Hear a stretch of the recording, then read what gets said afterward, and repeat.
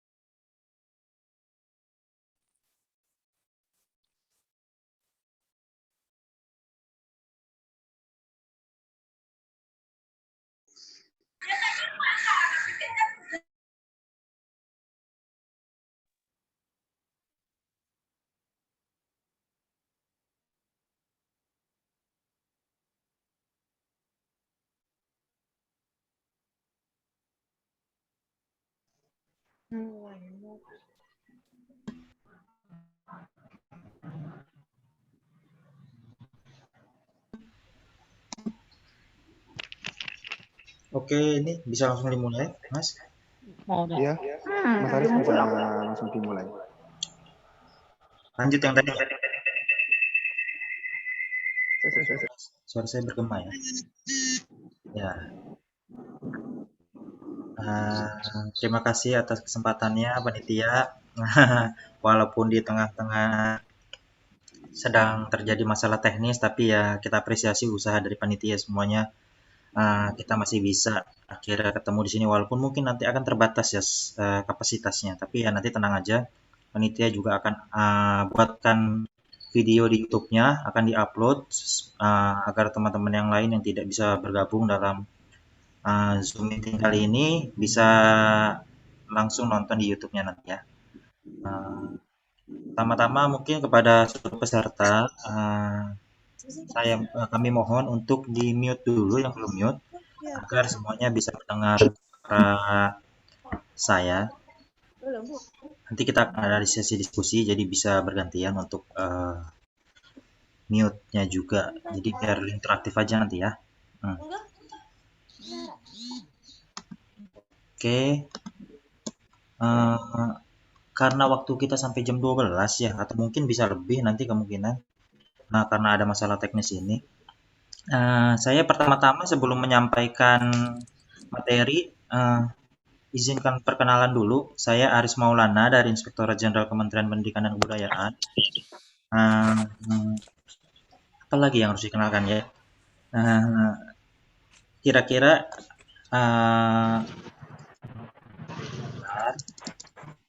saya sebenarnya ingin coba mau tes dulu pengetahuan Bapak dan Ibu semua yang ada di sini tentang asesmen nasional. Jadi seberapa jauh sudah mengenal asesmen nasional? Waktunya sih nggak banyak, sekitar 10 menit aja. Nanti coba dikerjakan melalui aplikasi Quizzes. Saya beri waktu sekitar 2 menit ya untuk daftar. Ini linknya.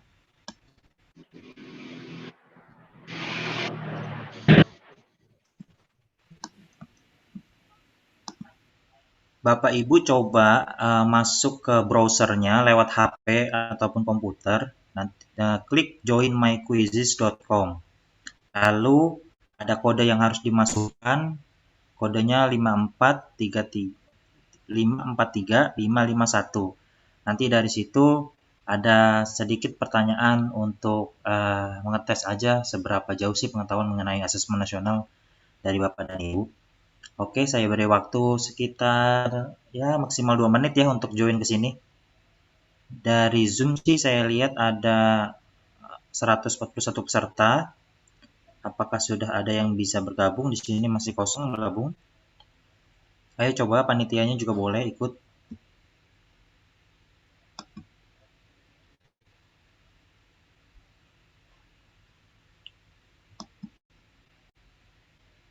Suaranya apakah bermasalah? Tidak terdengar?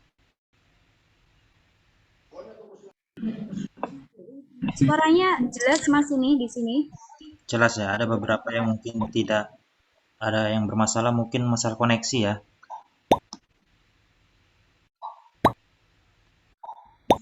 Saya beri waktu 1 menit lagi, sekarang jam 10.44 di jam saya. 1 menit lagi untuk daftar.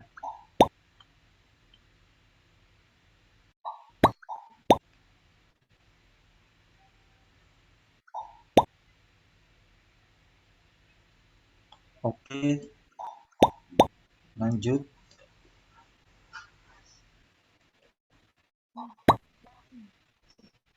Linknya bagian mana? Linknya ini joinmyquiz.com. Lalu masukkan kode 543551. Bagi yang putus-putus, mungkin suaranya karena ada masalah koneksi di tempatnya. Pastikan koneksi di tempat Bapak dan Ibu sudah dalam kondisi yang baik, sehingga dapat mendengar suara dan menyimak paparannya dengan lancar. Terima kasih.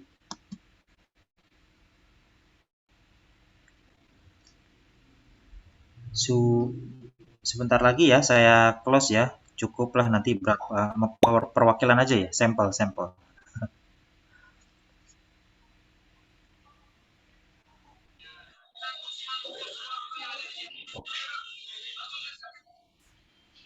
Oke, saya tunggu deh sampai 25 peserta. Ayo, tambah lagi.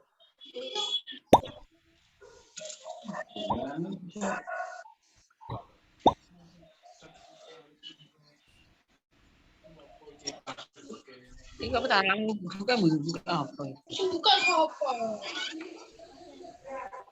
Satu peserta lagi, silakan saya start. Saya mulai.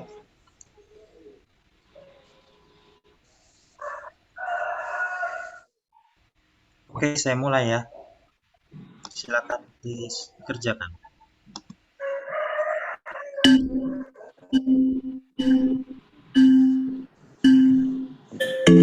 Lihat gadget Bapak Ibu semua, lihat HP-nya, lihat komputernya, kerjakan soalnya. Waktunya masing-masing 30 detik untuk mengerjakan.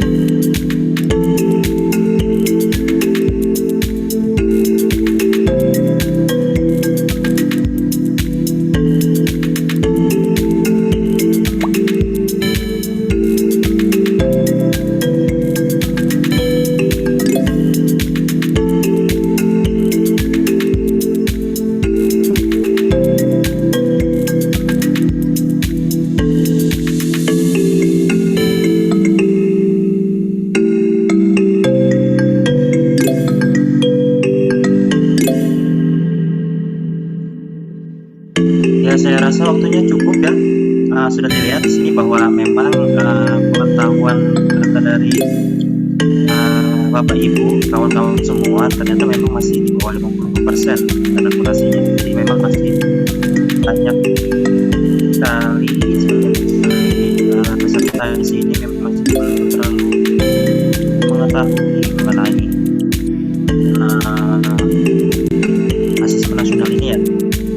Sekarang posisi pertama masih dipegang oleh Mbak Widya, Mbak Kadek dan itu Mbak Widya dan Mbak Sarai dari Kalimantan Selatan di Lamsar. Oke, saya cukupkan saja. Saya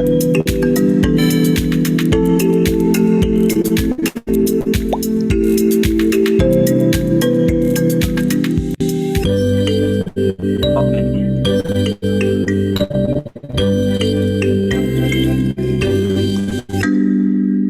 Mbak Widya yang mana ya orangnya ya?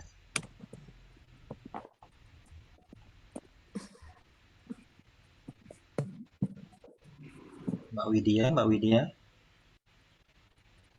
Iya. Oke. Mbak Widya ini dari mana? SMP 111. Oke, berarti sebelumnya mungkin sudah pernah mendapatkan sosialisasi mengenai asesmen nasional? Baru dari sekolah. Oke, berarti sudah lumayan ya. Sosialisasi dari sekolah. Informasinya sudah sampai ke sekolah-sekolah. Mungkin walaupun belum semua, ya setidaknya sudah ada yang pernah nyampe lah.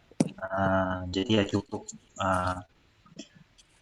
terinformasikan para peserta asesmen nasional nanti. Karena asesmen nasional ini nggak cuma diikuti oleh murid nanti. Guru termasuk kepala sekolah juga akan mengikuti asesmen nasional. Nah, oke. kita lanjut ke materi yang dari saya ya. Sebentar.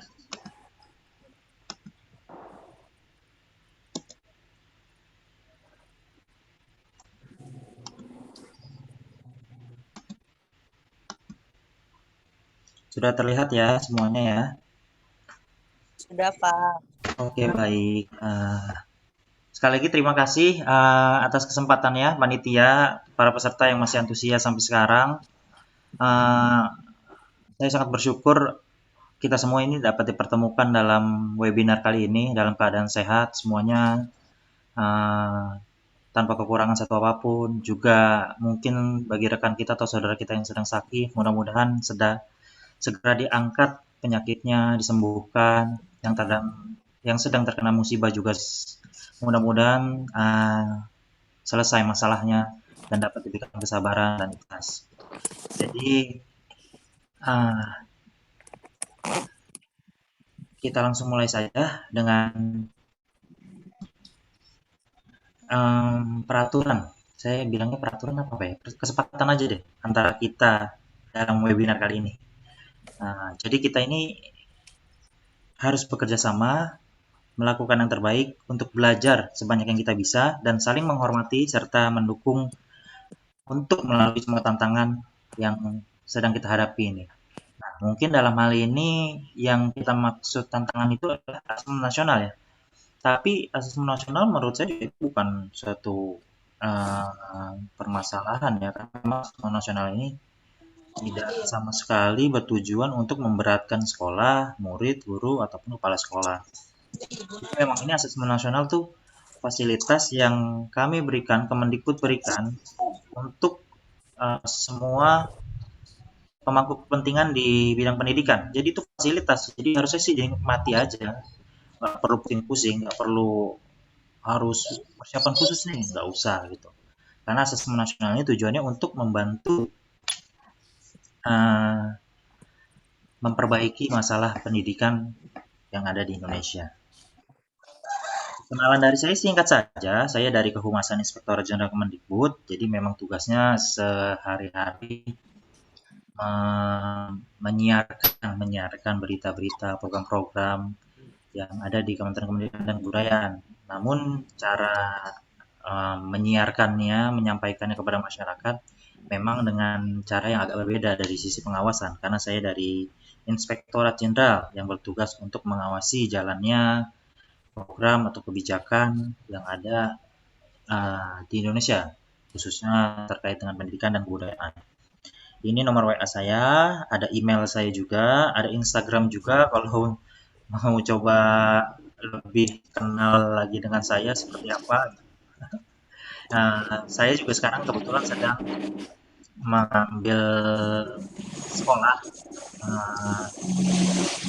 jadi lebih banyak waktu luang untuk berproses seperti ini. Jadi ya karena dari kantor saya ditugaskan untuk belajar, tidak boleh masuk kantor, tugasnya hanya belajar saja, sehingga saya dapat kesempatan untuk berbagi lebih banyak pada Bapak dan Ibu juga teman-teman sekalian.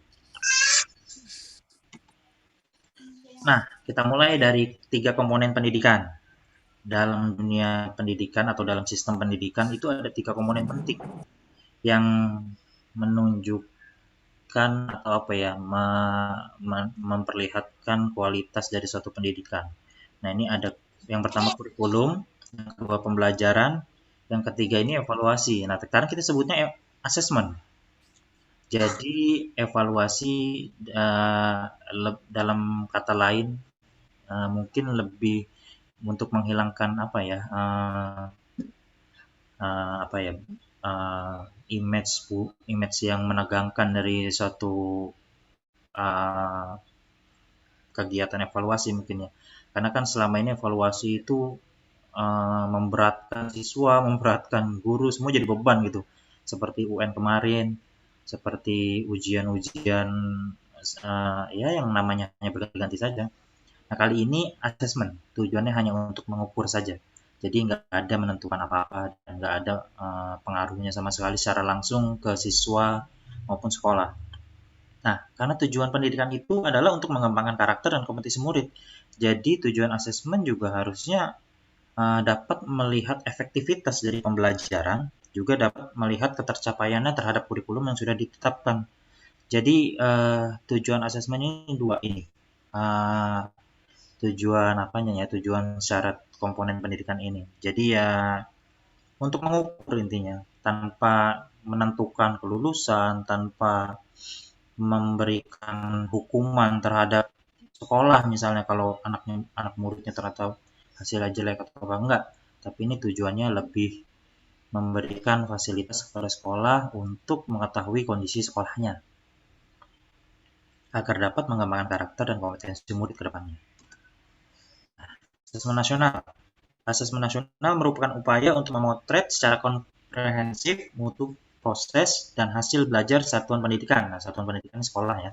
Dan pendidikan dasar menengah di seluruh Indonesia. Nah, hasilnya itu berupa laporan dari kementerian kepada satuan pendidikan yang berisi informasi yang diperoleh dari asesmen nasional yang diharapkan dapat digunakan untuk memperbaiki kualitas proses pembelajaran.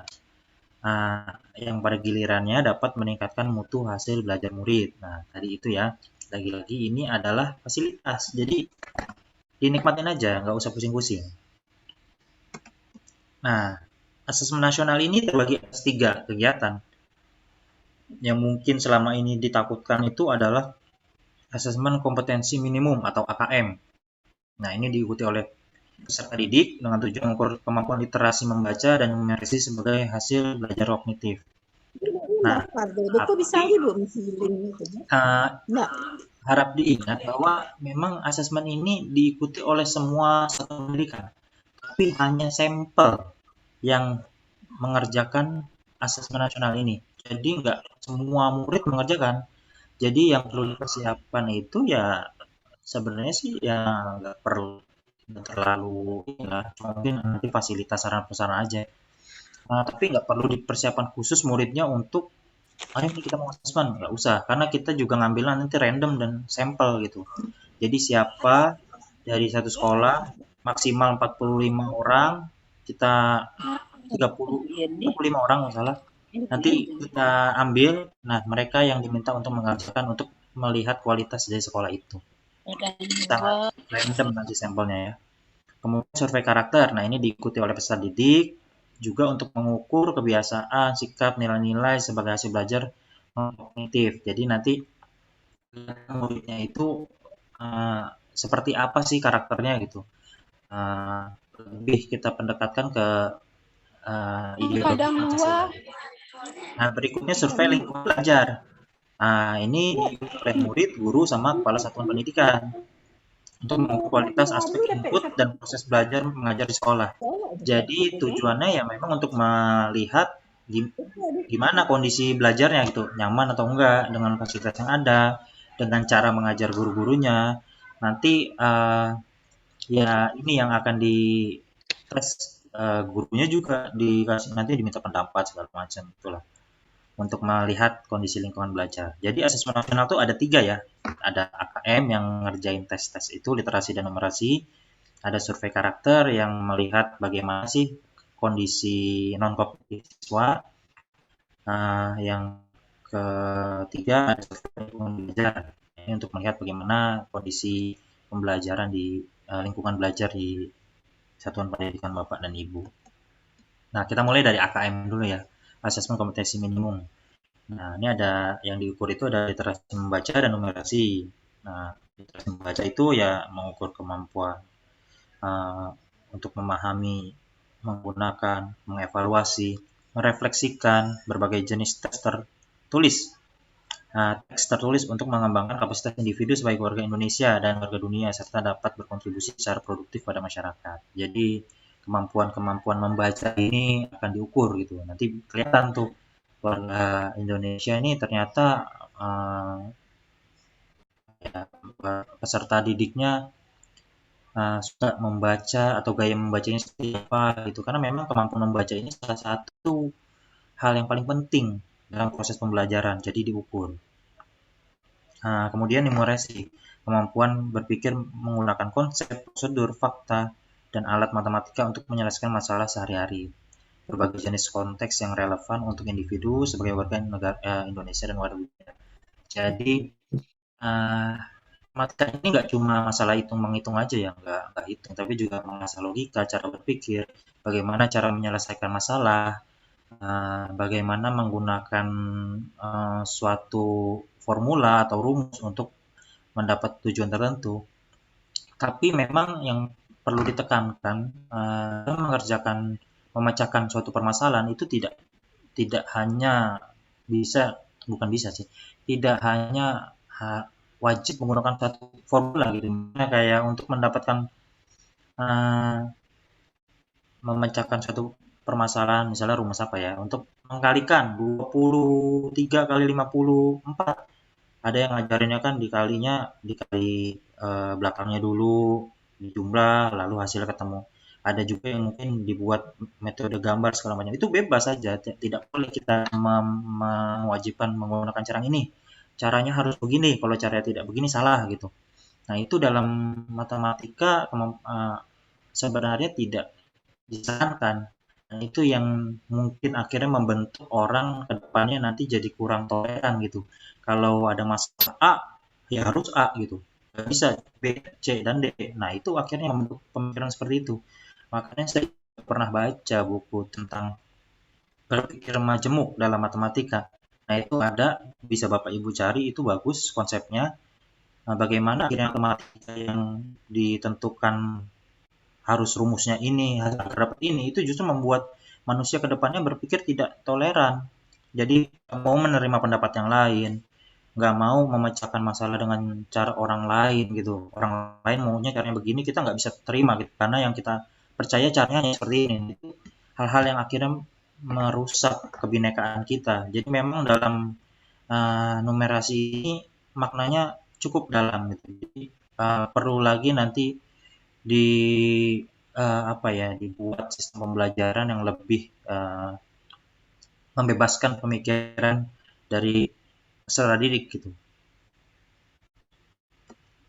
Kemudian tujuannya itu untuk memberikan informasi yang memicu perbaikan kualitas belajar mengajar, yang pada gilirannya meningkatkan hasil belajar murid. Kemudian memberikan informasi mengenai tingkat kompetensi murid. Nah, seberapa kompeten muridnya, lalu dimanfaatkan oleh guru pelajaran untuk menyusun strategi pembelajaran yang efektif sesuai dengan kemampuan murid. Jadi nanti sekolah dapat kondisinya seperti ini loh, murid-muridnya gitu. Jangan ngajarinnya yang seperti ini, nanti nggak cukup, nggak kena gitu. Jadi memang untuk meningkatkan kualitas pembelajaran, sekali lagi itu nggak harus sama semuanya, sesuai dengan kemampuan dari peserta didiknya gitu. Nah, itu nanti guru sekolah menentukan cara mengajarnya, karena kita nggak ada tes yang secara nasional kan. Untuk lulus aja muridnya kan tes juga dari guru, dari sekolah melalui ujian sekolah. Jadi bebas soalnya dibuat seperti apa gitu. Lagi-lagi disesuaikan dengan kemampuan muridnya. Tujuannya untuk belajar yang lebih efektif. Jadi ada lagi keseragaman semuanya. Nah, itu kuncinya, itu teaching at the right level, mengajar dengan level yang tepat gitu. Nah, ini tadi yang yang ada di soal mungkin ya, karena mungkin kebanyakan ada yang salah di sini gitu.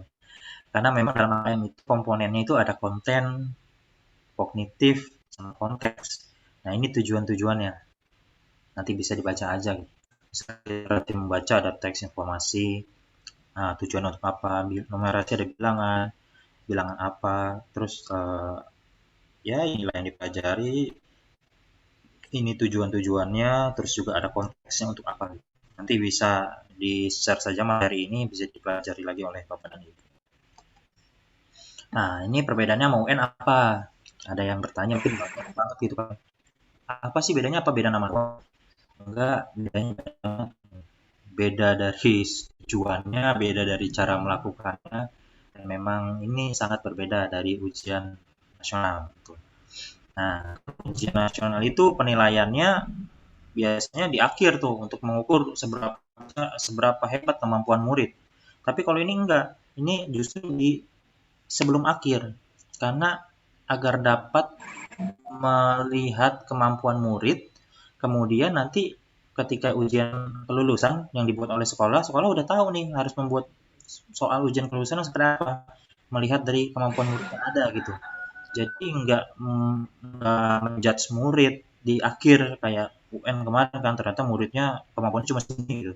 Tapi ini memberikan ancang-ancang kepada sekolah tentang disiplinnya sehingga dapat melakukan proses pembelajaran, evaluasi proses pembelajaran yang sesuai dan penilaian lebih sesuai nanti.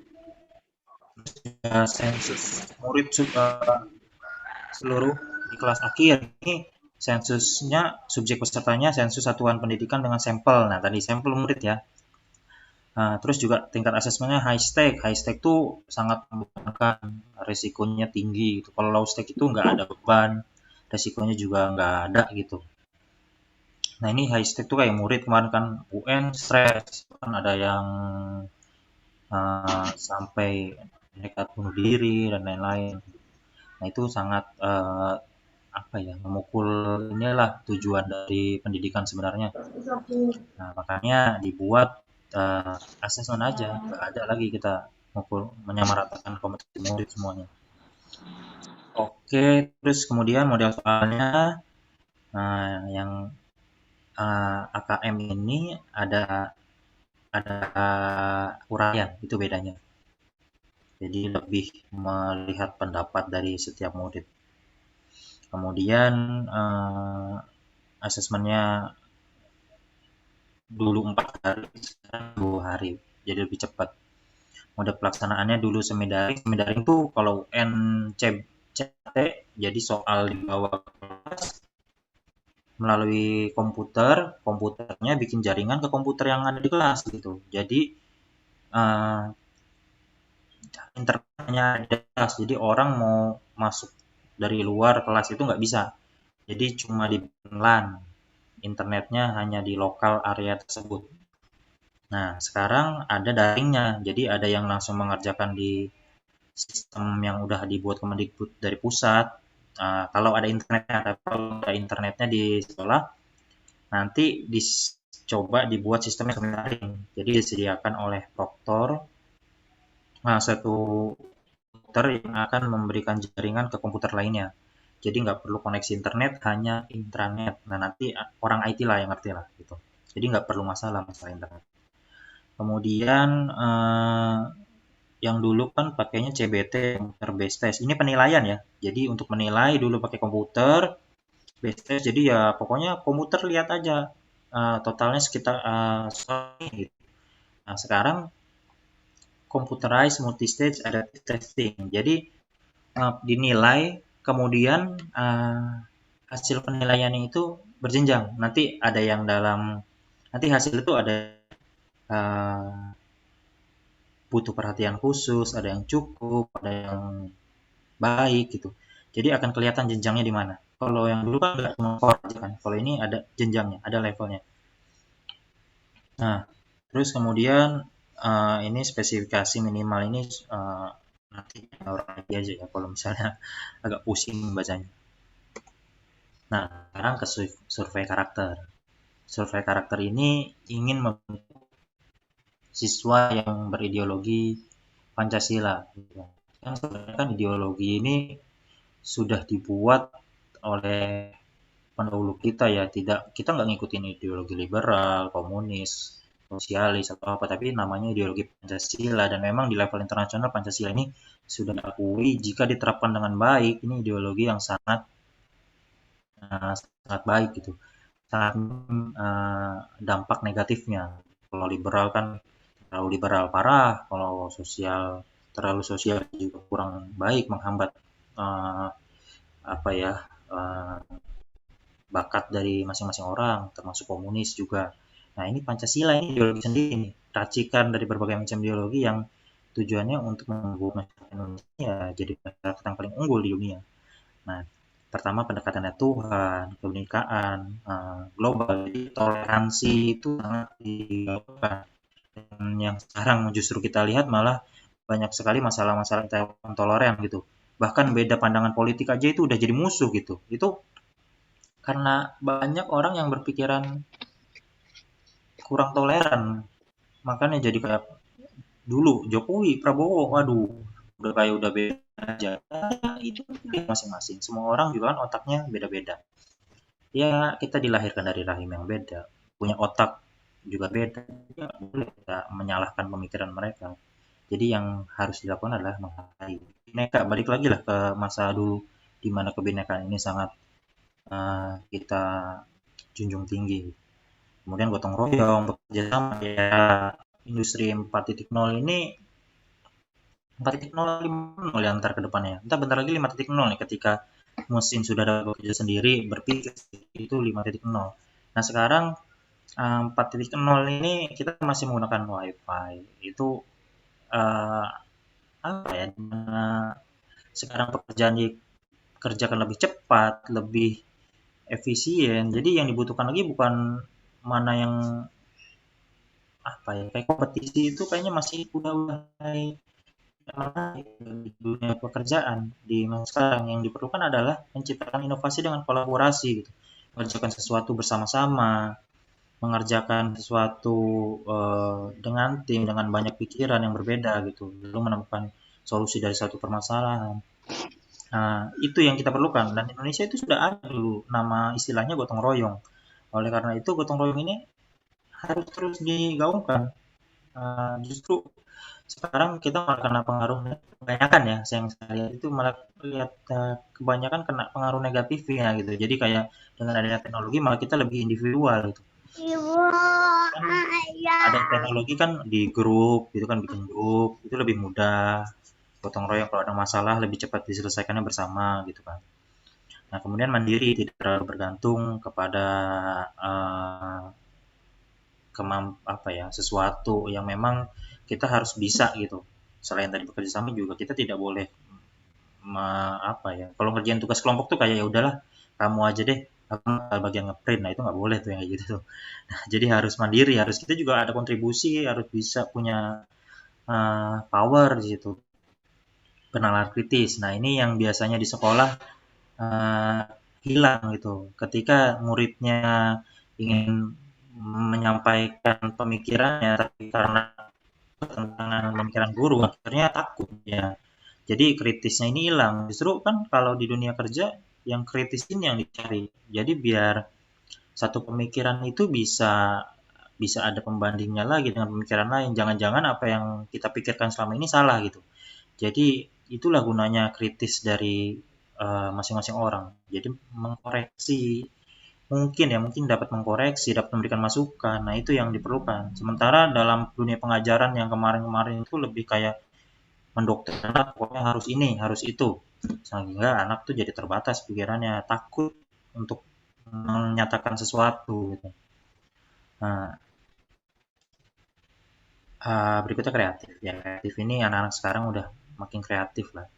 Dan yang paling penting juga gurunya, orang tuanya itu kreatif gitu. Kita kalau kata Sujiwo Tejo tuh saya pernah lihat perbincangan beliau itu, beliau bilang kita boleh tinggal di luar negeri lama, boleh tinggal di luar kampung halaman lama, tapi yang nggak boleh itu kita tertinggal oleh zaman. Jadi zaman ini nggak boleh kita nggak boleh ketinggalan zaman intinya. Karena kalau kita ketinggalan zaman, kita nggak tahu bahwa yang kita udah percayakan itu masih relevan atau enggak sama zaman. Misalnya gini, kayak main angklung itu kan ya, atau gamelan lah, gamelan tuh seperti ini mainnya gitu. Kalau nggak begini nggak main gamelan namanya. Tapi sebenarnya zaman seperti ini ya kita harus bisa menyesuaikan untuk memajukan kebudayaan itu ya, kita harus mengikuti temannya sedang sukanya seperti apa gitu. Jadi ya kebudayaan kita biar tetap muncul, akhirnya diterima oleh zaman ya harus menyesuaikan tanpa menghilangkan esensi dari budaya itu sendiri. Jadi memang yang memaksakan harus harus B gitu. Nah, itu justru yang membelenggu kreativitas. Nah, akhirnya yang mematikan budaya itu sendiri, mematikan dari peninggalan itu sendiri, misalnya kayak bahasa gitu. Semua itu berkembang, budaya itu selalu berkembang. Jadi nggak mungkin budaya itu muncul-muncul langsung seperti itu gitu. Nah, kita yang memakamkannya menjadi sesuatu yang harus seperti itu yang membuat budaya itu jadi tertinggal tuh. Termasuk proses pembelajaran. Kalau dari dulu proses pembelajarannya caranya dulu begini, cara ngajarnya nggak bisa begitu terus karena zaman berubah gitu. Kalau kita nggak bisa mengadaptasi apa yang harus kita lakukan, akhirnya kita yang ketinggalan dan kita yang nggak pakai nanti. Dan kita yang mengalami kerugian itu sendiri. Gitu. Kita ini tinggal di zaman ini gitu. Jadi jangan bawa yang zaman-zaman dulu. Kita boleh mengingat tapi nggak boleh tertinggal gitu. Nah, kemudian survei lingkungan belajar. Survei lingkungan belajar ya itu untuk mengumpulkan informasi tentang kualitas proses pembelajaran dan iklim yang menunjang pelajaran. Ini ada video-video sih tentang asesmen nasional. Nanti dicek videonya. Masih banyak waktunya nggak sih? Kalau masih banyak waktu nanti boleh kita tonton. Masih banyak kan kayaknya 10 menit sih bisa. Nanti coba saya sampaikan satu video deh dari menterinya langsung deh. Kayaknya sih udah ya nonton. Sekarang mengingatkan aja bahwa asas itu nggak boleh menjadi beban buat satu pendidikan. Oke, sekian saja mungkin dari saya. Ini saya mengingatkan kembali, ada emailnya, ada WhatsApp-nya, ada Instagram-nya. Boleh silakan Bapak Ibu simpan atau foto atau screenshot. Sekali lagi terima kasih atas atensinya. Di sini saya hanya membantu untuk menyampaikan, mungkin ada yang kurang juga nanti Bapak Ibu bisa tambahkan. Kalau ada yang dirasa masih belum ngerti, kita diskusikan. Jadi saya nggak menyampaikan aja, mungkin permasalahan-permasalahan di lapangan juga akhirnya nanti bisa kita elaborasi. Semoga penyelenggaraan asesmen nasional ini dapat terlaksana dengan baik untuk kita semua. Oke, ini pesan dari Kejar Dirgantara. Setiap orang bisa menjadi guru dan setiap rumah bisa menjadi sekolah. Jadi kita tidak boleh membatasi bahwa walaupun mentang-mentang kita guru, murid kita itu nggak boleh ngajarin kita gitu. Padahal kita belajar dari apapun, dari murid, dari anak bayi juga kita bisa belajar, dari orang lain, dari yang dalam tanda kutip orang yang nggak suka gitu. Itu kita banyak belajar, kita bisa belajar dimanapun. Dan sekolah itu nggak harus di gedung yang namanya sekolah itu, rumah, halaman, tempat main itu semuanya di sekolah karena di situ kita bisa dapat pelajaran. Jadi itu yang disampaikan oleh Kejar Dewantara semoga dapat diimplementasikan lah untuk mendapatkan proses belajar yang lebih baik. Terima kasih. Mari berdiskusi.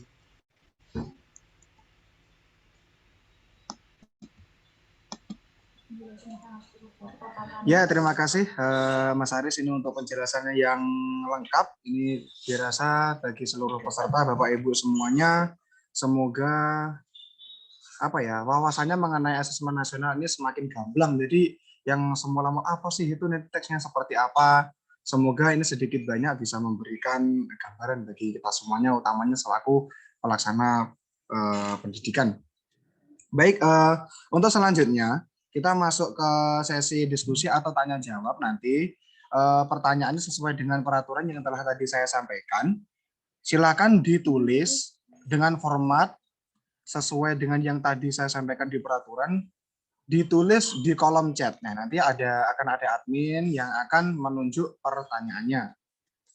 Dan kemudian, ini Mas Haris, ada pertanyaan pertama yang sudah kami tampung. Ini dari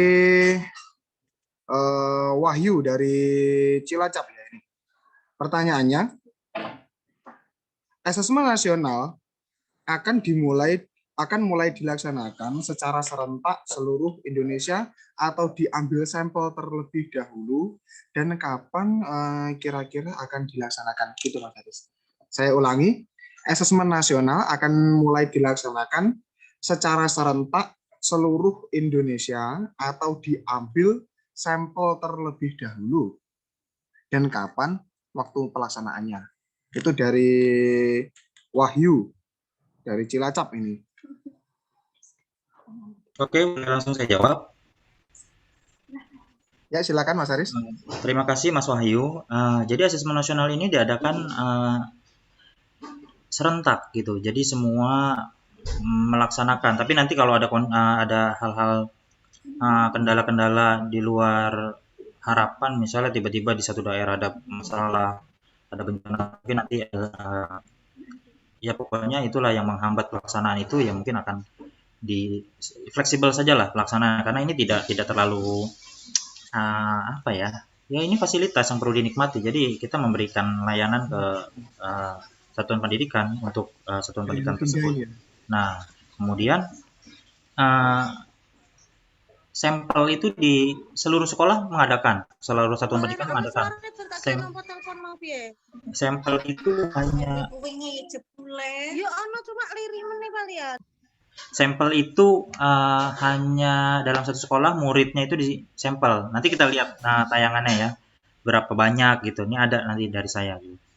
Terus kapannya, rencananya September atau Oktober, itu masih dalam proses pembuatan juknisnya, juga penentuan tanggalnya gitu, karena kita melihat hal-hal juga mempertimbangkan bagaimana nanti kondisi masyarakatnya udah bisa nggak ketemu langsung gitu kan.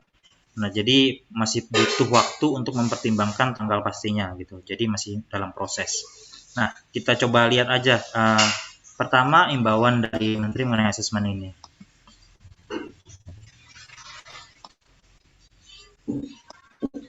Asesmen nasional pada tahun 2021 dilakukan sebagai pemetaan dasar, baseline, dari kualitas pendidikan yang nyata di lapangan. Sehingga tidak ada konsekuensi bagi sekolah maupun murid. Kemendikbud juga akan membantu sekolah dan dinas pendidikan dengan cara menyediakan laporan hasil asesmen yang menjelaskan profil, kekuatan, dan area perbaikan di tiap sekolah dan daerah. Sehingga sangat penting dipahami, terutama oleh guru, kepala sekolah, murid, dan orang tua, bahwa asesmen nasional untuk 2021 tidak memerlukan persiapan-persiapan khusus maupun tambahan yang justru akan menjadi beban psikologis tersendiri. Tidak usah cemas, tidak perlu bimbel khusus untuk asesmen nasional. Untuk itu, mari kita semua bersama-sama mendukung pelaksanaan asesmen nasional mulai tahun 2021 sebagai bagian dari reformasi pendidikan Indonesia. Terima kasih dan salam Merdeka Belajar. Ya, tadi ditekankan ya oleh Mas Menteri bahwa tidak perlu persiapan khusus, tidak perlu beban. Ya, silakan. Waalaikumsalam.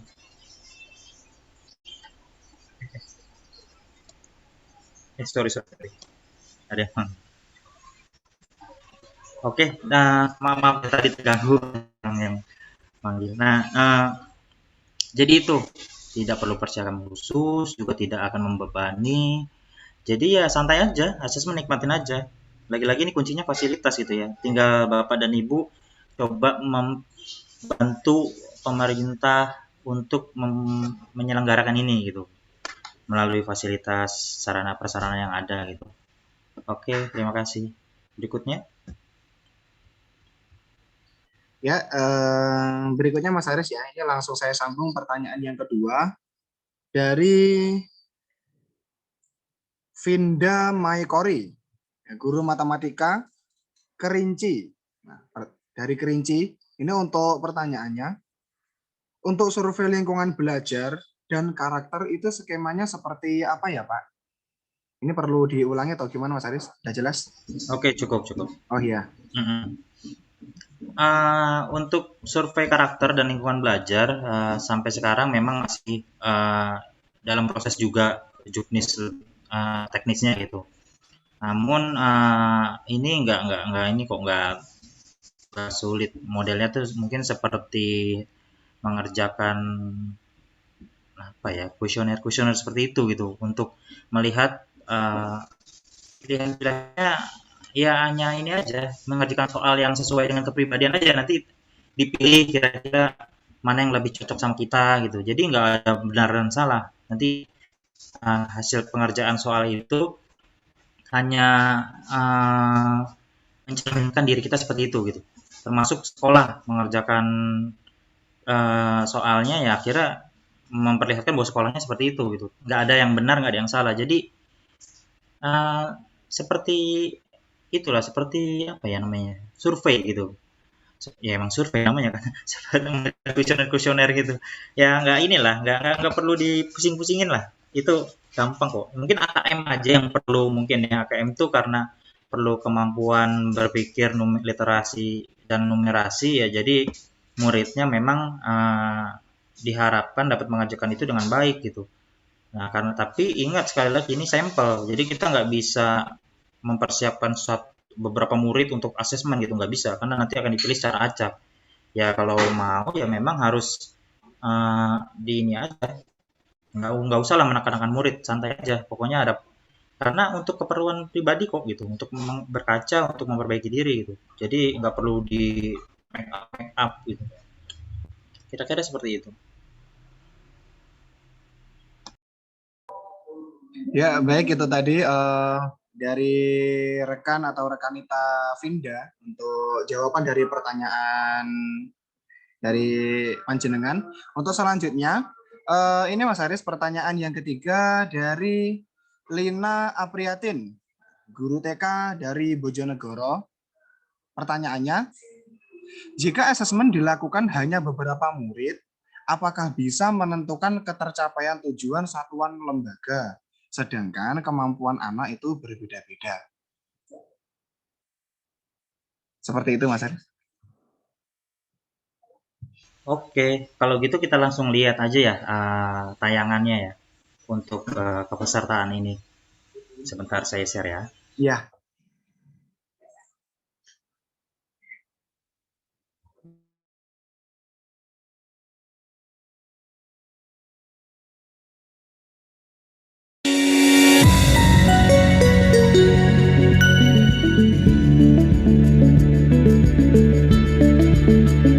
Asesmen nasional dilaksanakan di semua sekolah, madrasah, dan program pendidikan kesetaraan.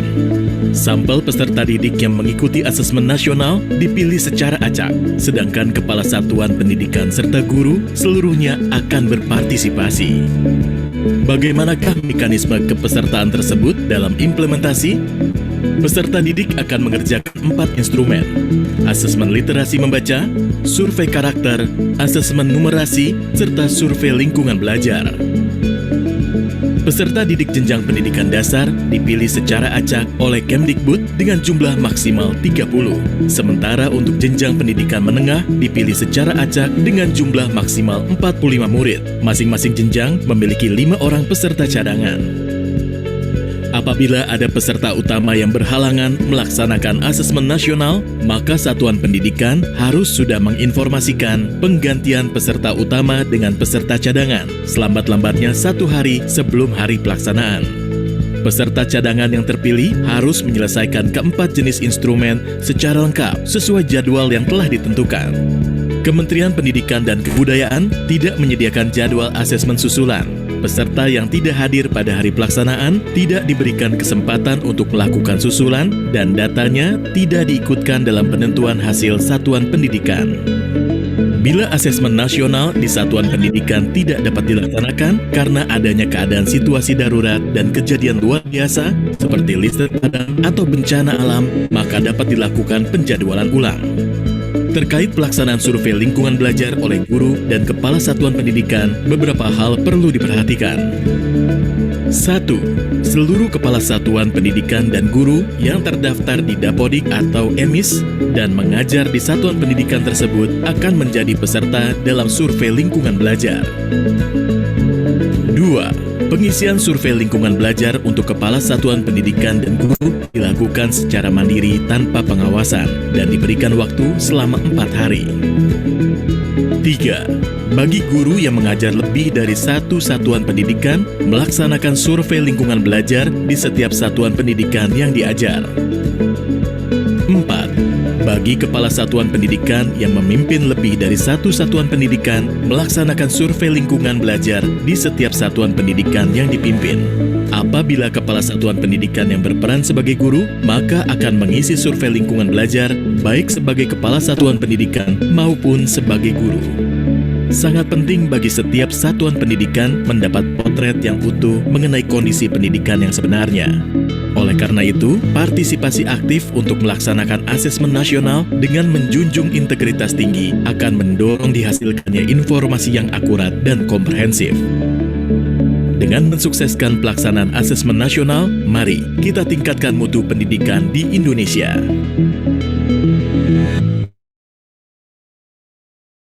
Oke, dari tayangan tadi kita bisa lihat bahwa memang jumlah yang ditetapkan untuk mengikuti asesmen ini dipastikan itu sesuai dengan formula yang cocok untuk tiap sekolah gitu. Jadi misalnya murid itu kan jumlahnya sudah ketahuan tuh. Biasanya satu sekolah berapa jumlah muridnya, makanya dibuat maksimal 30. Nah, itu dalam apa ya, metode pengambilan sampel itu sudah umum dan memang sudah dianggap dapat mewakili apa ya, kondisi dari suatu sampel tersebut gitu, tempat tersebut. Nah, jadi memang dengan jumlah maksimal tersebut ya diharapkan memang dapat mewakili, ada formulasinya sendiri. Nah, bagaimana kalau memang tidak sampai muridnya 30 dari satu sekolah dasar itu? Kan boleh maksimal 30 tadi, boleh minimal juga ya sekian persennya dari itu bisa nanti diukur, nanti dari kementerian yang akan menentukan juga berapa murid yang berpartisipasi. Jadi ya memang setiap sampel itu diharapkan dapat mewakili dan sesuai dengan rumus yang ada, jumlah sampel maksimal di setiap jenjang itu ya pasti harusnya dapat mewakili dari kondisi populasi yang ada gitu. Terima kasih. Oh iya, tadi juga untuk guru dan kepala sekolah, semua wajib mengikuti kalau guru dan kepala sekolah ya.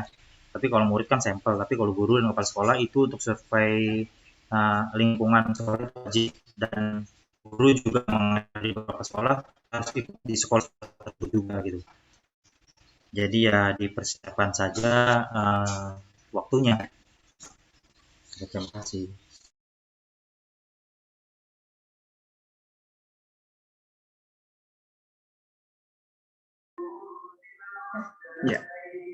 Ya, itu tadi jawaban atau penjelasan dari Mas Aris untuk pertanyaan yang ketiga. Terus selanjutnya mohon maaf ya Mas Aris, ini karena ada begitu banyak audiens yang nampaknya sangat antusias, ini pertanyaan sangat banyak. Jadi ada beberapa yang mungkin nanti saya ringkas, jadi saya jadikan satu pertanyaan. Ini dari yang dari Bojonegoro tadi sudah.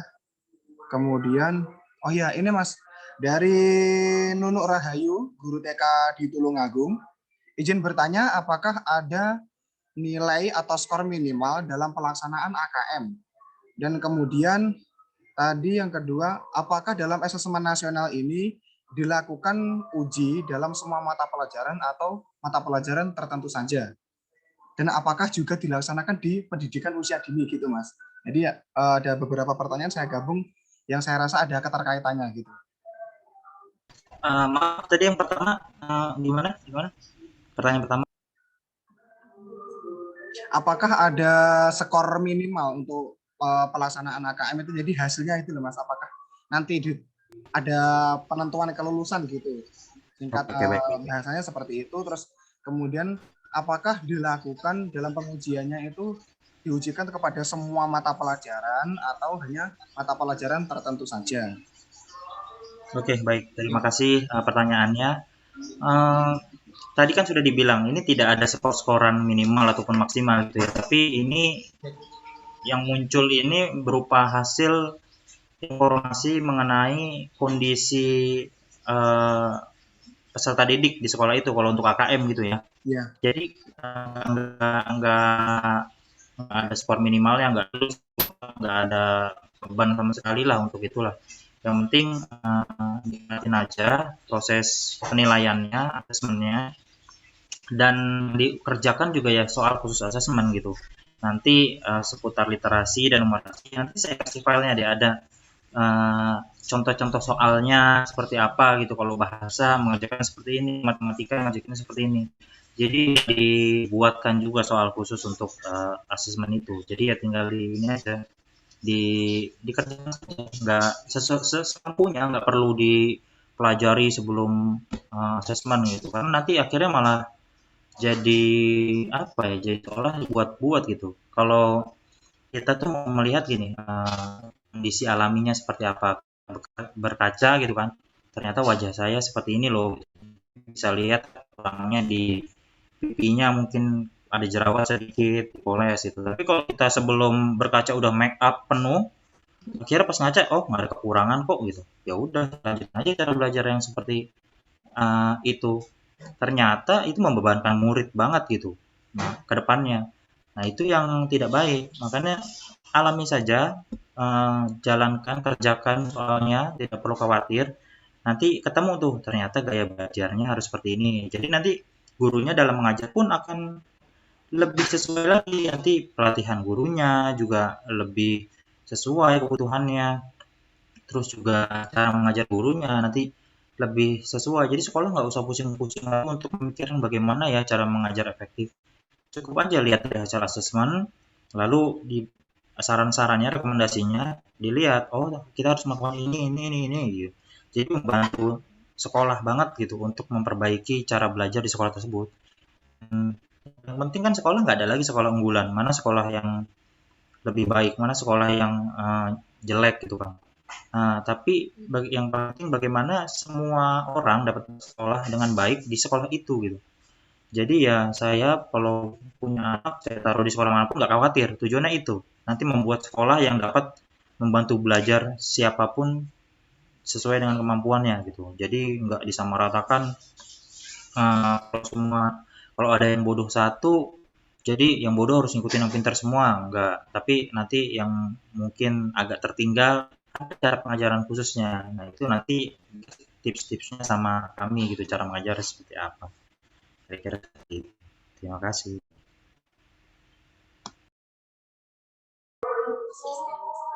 Ya, terima kasih Mas Aris untuk yang telah memberikan jawaban dari sekian pertanyaan dari audiens yang cukup semangat dan antusias dalam webinar kali ini. Dan sebelum kita lanjutkan di sesi akhir ini, mohon maaf kami jeda sejenak ya Mas, ini karena masih ada adzan sholat zuhur gitu. Jadi saya jeda sejenak. Baik, baik. Peserta yang lain sambil menulis pertanyaan, mungkin bagi yang terpilih nanti dapat dibacakan oleh panitia. Oh Bikinnya iya. menarik. Ya, siap. Yang panitia bisa milihnya yang nyentrik-nyentrik gitu. Siap. Silakan.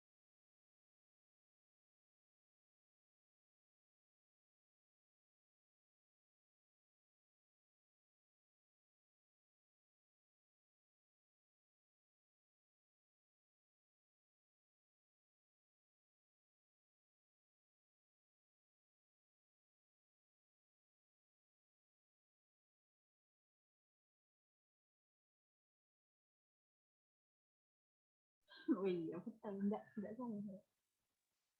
Baik, Mas Haris, ini pertanyaan terakhir dari Andri Cahya, ini dari Ogan Komering Ilir, Sumatera Selatan. Ini menanyakan bagaimana kaitannya dengan pelaksanaan asesmen nasional nanti bila mana suatu lembaga tersebut sarana prasarananya belum memadai untuk mengikuti pelaksanaan asesmen. Kayaknya kayak kekurangan komputer atau gimana, mungkin jaringan internet. Seperti itu Mas, mungkin bisa diberikan pencerahan. Oke, untuk menjawab pertanyaan itu kita nonton aja nih. Kebetulan tayangan itu ada. Iya. Sebentar ya.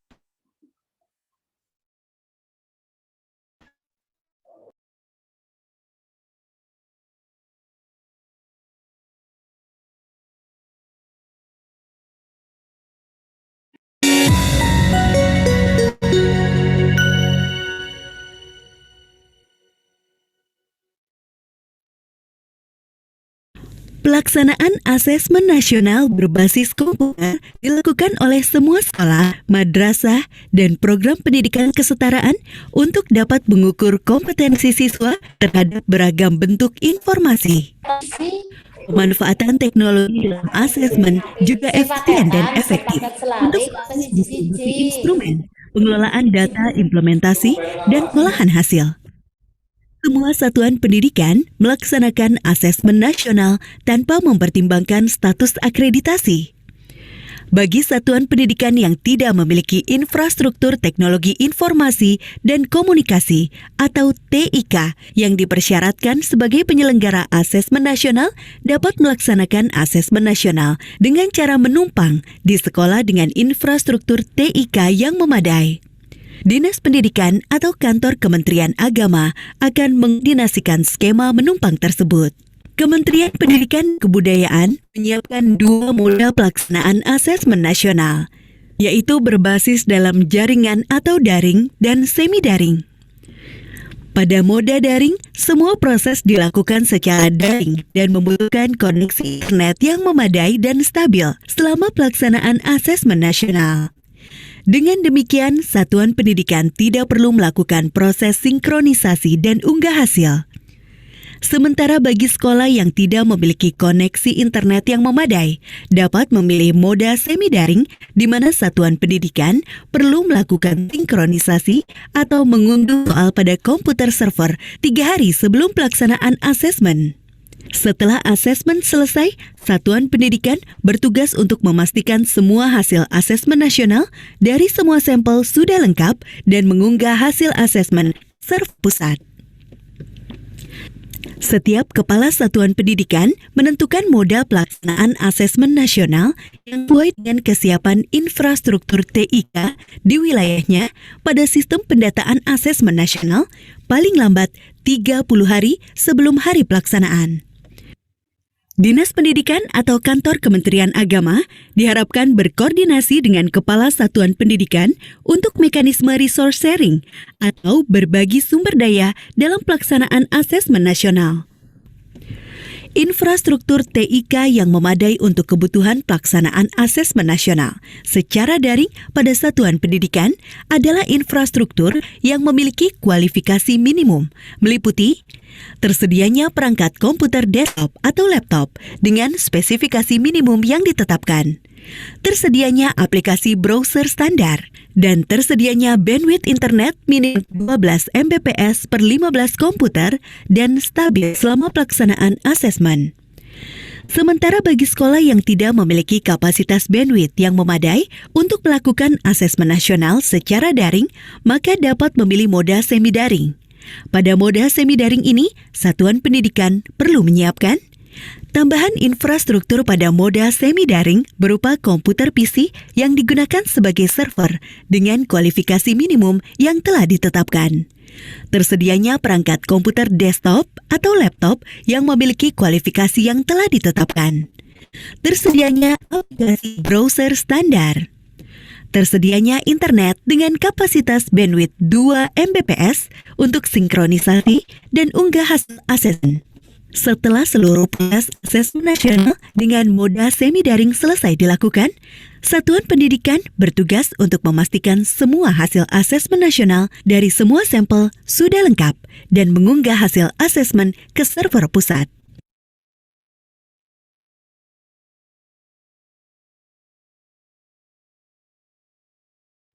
Ya, jadi jawabannya tadi sudah jelas bahwa memang sarana prasarananya belum memadai. Mekanisme tadi sih tulisnya menunggu gitu ya. Tapi bahasa halusnya mungkin lebih ke kerjasama, gotong royong gitu, membantu yang kekurangan gitu. Jadi nanti mekanisme untuk kerjasamanya itu diatur oleh pemerintah gitu, oleh dinas pendidikan khususnya. Nanti dilaporkan saja kondisi sekolahnya seperti apa, terus nanti yang atur dinas pendidikan gitu.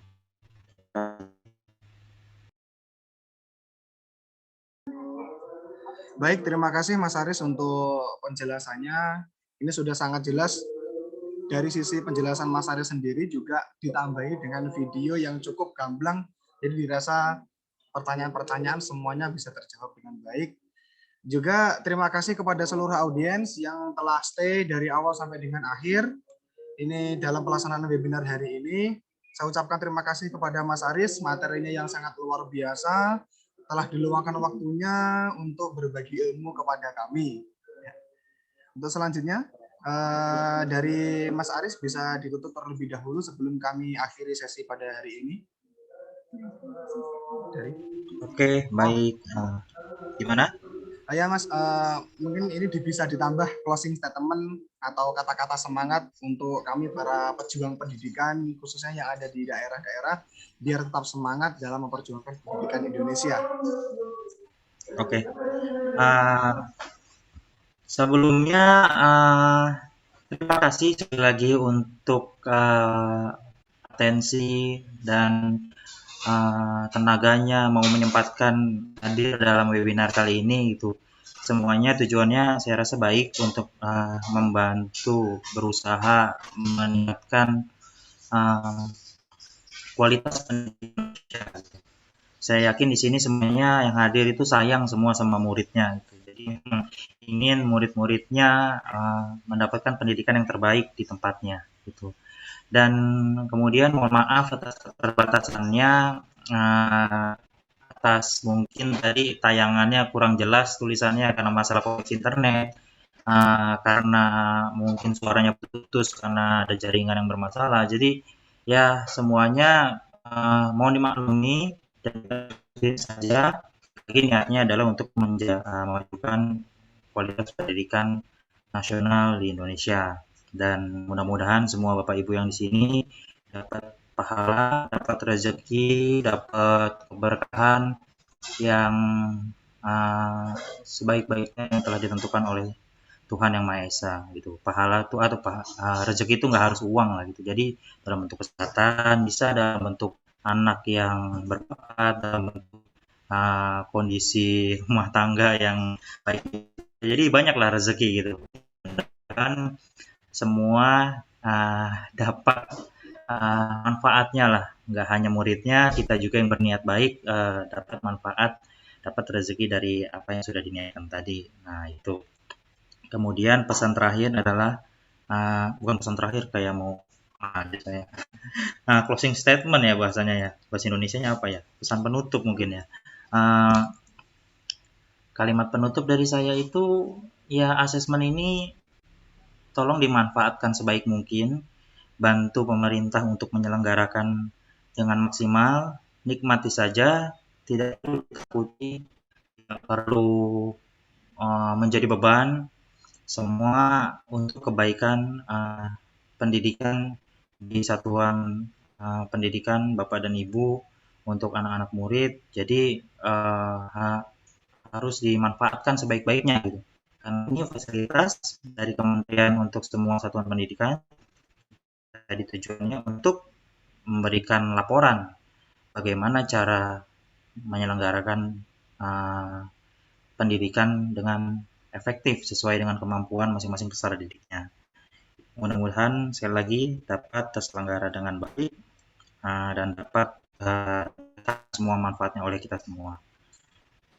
Oke, terima kasih. Ya baik, terima kasih Mas Aris Maulana. Ini telah bersedia menemani kami. Untuk selanjutnya, kami langsung menyampaikan kepada seluruh peserta bahwasanya webinar kali ini akan kita laksanakan selama 3 hari, mulai dari hari ini Kamis, kemudian dilanjutkan hari Jumat dan hari Sabtu.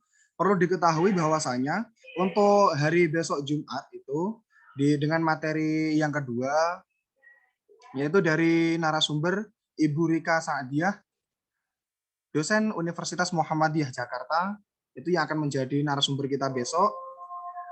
Namun untuk waktu pelaksanaan pada hari ini kita laksanakan jam 10, besok kita mulai jam 9.30 pagi. Ya, jadi karena hari Jumat itu waktunya terbatas, nanti yang laki-laki ada kewajiban untuk sholat Jumat bagi yang muslim.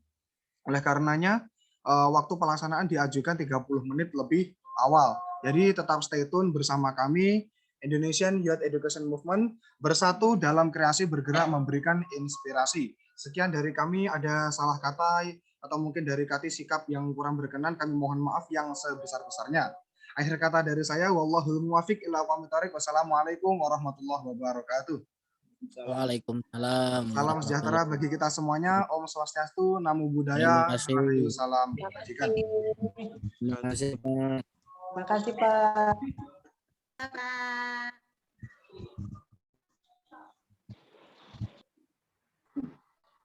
Terima kasih Bapak. Terima kasih. Terima kasih. Semoga sukses semuanya Bapak dan Ibu. Semangat. Amin. Semoga ilmunya Saya izin live ya. Terima kasih. Ya, Mas Aris, terima kasih. Izin live. Ya. Terima kasih juga ya untuk semuanya, Bapak Ibu. Semuanya. Ya, Pak. Bersama kami. Materinya, Pak, dikirimkan. Terima kasih Bapak.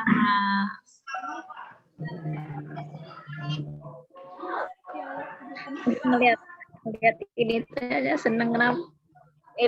Mantan.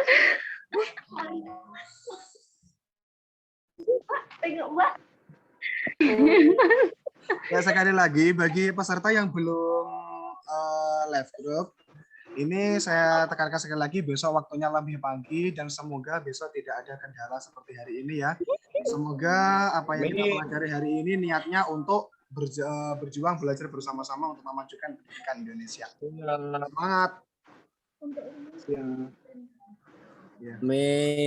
Ya, untuk link presentasinya sudah di-share di grup. Ini nanti silakan diperhatikan di grup, disimak. Maksimal untuk absennya sampai dengan jam 16.00. Selewat dari jam itu dianggap tidak mengikuti kegiatan. Oke, Pak. Terima kasih. Oke, terima kasih admin. Terima kasih, Pak. Terima kasih Bapak.